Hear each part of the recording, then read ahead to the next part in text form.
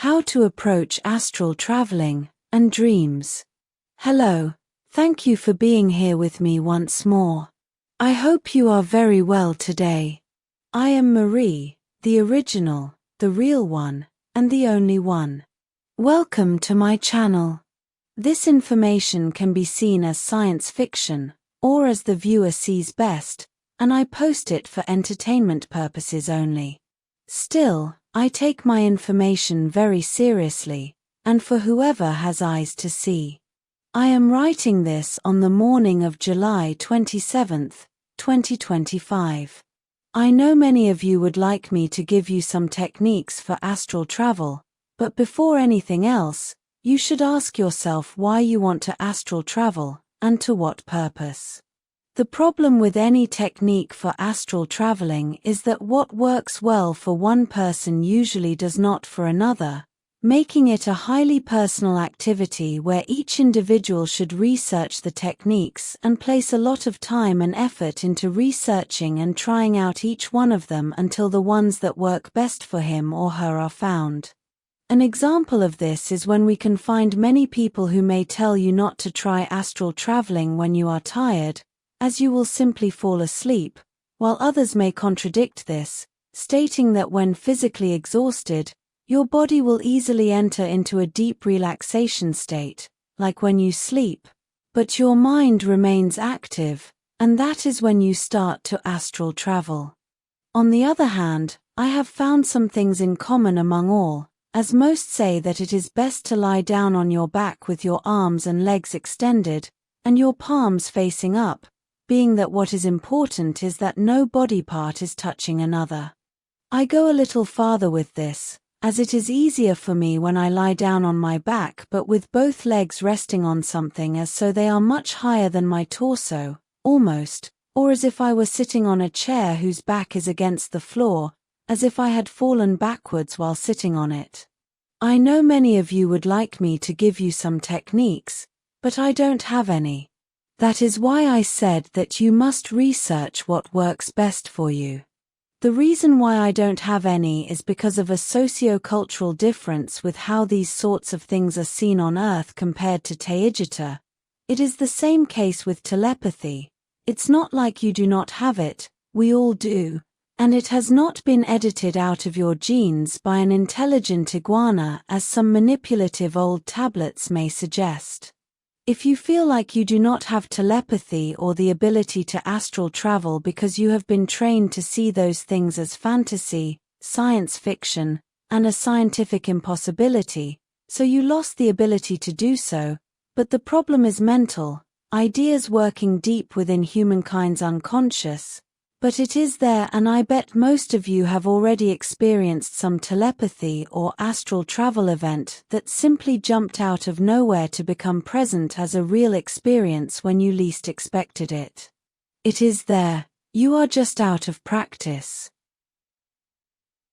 I don't use any techniques because I just do so out of nothing, in the case of telepathy, as easily as talking, or easier.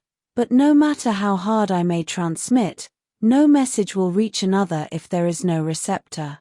In the case of astral traveling, it's not something I usually do, and perhaps I should do more, and for me, it is deeply connected to deep meditation. You cannot astral travel without being very good at meditating, at calming the mind, at becoming pure awareness, at least in my perception, so that would be the best place to start. As a relevant side note, I do not meditate in a lotus position as I feel it is terrible for the blood circulation in your legs. I am also aware of the importance of keeping the spine straight, but that is easily achieved with the overturned chair position I described above. While the lotus position may be highly detrimental for your legs, the overturned chair position is highly beneficial, not only for them, but also for your entire circulatory system, and also aids with deep relaxation. If you cannot astral travel, don't ever think that something is wrong with you, as what is going on is the exact contrary, as your biological body is designed precisely for filtering and editing out everything astral, and concentrating all your senses and all your awareness and attention on the so-called physical world. That is the very basic purpose of any biological body. When someone has a really bad accident that damages the body so much that the soul prepares itself to leave, the individual may go through a near-death experience, which usually causes profound perception changes. When this happens, something breaks within this filtering process of the body, causing the individual to be able to perceive other realms far more easily. This also occurs when an individual goes through any type of super strong, overwhelming and stressful experience, which may not necessarily cause a so-called near-death experience. For example, any situation that may be seen as if the individual very narrowly escaped death, because he or she did, because in other timelines, that was the end of his or her life. Yet the individual continues living beyond that point in life that should have been the end, so he or she is living literally extra hours, even while being inside a perfectly healthy body. In other words, the individual has exceeded his or her life plan and pre-birth contract. This kind of event is also known to cause an increase in extrasensory perception, augmenting the ability to perceive other realms, entities, ghosts, and other paranormal events. As if going beyond the life contract would open the perception door to things that, by then, that individual should be experiencing, as he or she should be dead and in the astral, but is not. As I have always said, everything is astral, including the physical realms associated with the world of the living, as that physical realm is only characterized by being highly linear, but that is only an illusion, as I recently described in my video about linear and non-linear time. If you want to astral travel, you must know that there are some dangers involved, especially if induced with chemicals, as that forces the individual to face a state of existence which he or she is not ready for, and that could cause a highly traumatic experience. Furthermore, as I have described before, there are countless creatures and entities of all kinds in the astral, and they all vary from simple astral animals to entities with highly complex astral social structures, which may also have highly territorial attitudes. There are also all kinds of really dark and evil entities out there, and even when we enter those places with a high vibration, they may be a problem. Yet I know many of you would like to enter the astral realms precisely to combat those evil ones.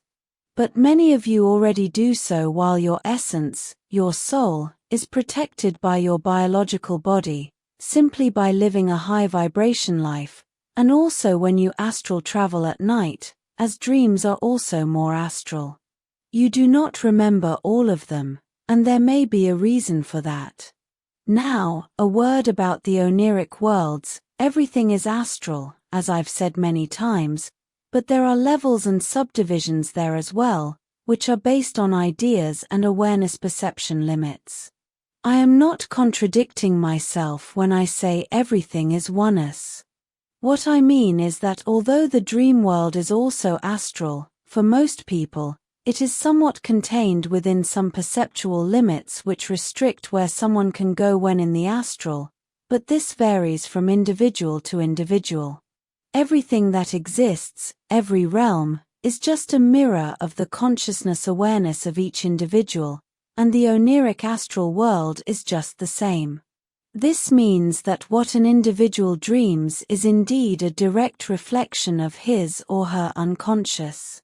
In the much lighter astral realms, thoughts and ideas are manifested a lot faster, and what is experienced there is, at least, as real as the material world is for the same person, yet what is experienced there, being that it is only a reflection of his or her unconscious mind, those dreams are only real for that person while in them, and must be taken only as a useful manifestation of the unconscious, and not as hard fact. It is not that uncommon that people and relatives who crossed over may try to communicate with the dreamer, But often this is also a reflection of his or her unconscious mind and no real connection to a spirit may be occurring, but this is impossible to know with any exactness. Furthermore, many trickster dark entities in the astral are known to disguise themselves as others to influence the dreamer into doing things that benefit them. Being that the oniric world is mostly just a reflection of the unconscious mind and the wishes of the dreamer, and it does not reflect onto the material world as truth, imposing a dream upon others to justify actions as if it were a hard fact is highly abusive, because the dream world is highly inaccurate, even more so if such an individual is actually lying for manipulative purposes. This tendency is quite common among so-called spiritual leaders, influencers, and anyone who may use spirituality and these paranormal subjects for shady purposes. This misconception also goes hand in hand with the idea that imagination, being the building block of reality, is also a hard truth. Imagination is the path to building reality, but it is not reality yet. And I say this because I have noticed how many people may think that if they believe something strongly enough, then it is real, or must be real. Manifestation by forcing belief and thought like that is insufficient, as you must be proactive as well to bring to reality what you imagine and what you want. For example, believing that you are someone else's best friend, someone that does not even know you, and believing that, really hard, until you convince yourself that you are, will not reflect onto the real world, because if you walk to that person's house stating that you are his or her best friend, will only get you a door slammed on your face, or may even get you arrested. The same applies to dreams. Although they may feel real to the person experiencing them, they seldom mirror the real world as something solid, valid, or certain. There are dangers to astral traveling and out-of-body experiences, which are basically the same thing, but those hazards are also proportional and directly connected to the personal frequency and vibration of each individual, as is everything else. In another video, I will go deeper into this part as it also involves combat in the astral, mainly for those known as astral warriors. If I think of other techniques that may serve you, I will talk about them as well. This will be all for today. As always, thank you for watching my video, and for liking, sharing, and subscribing for more. It helps this channel grow a lot. And I hope to see you here next time. With much love and appreciation, your friend, Marie, the original, the real one, and the only one.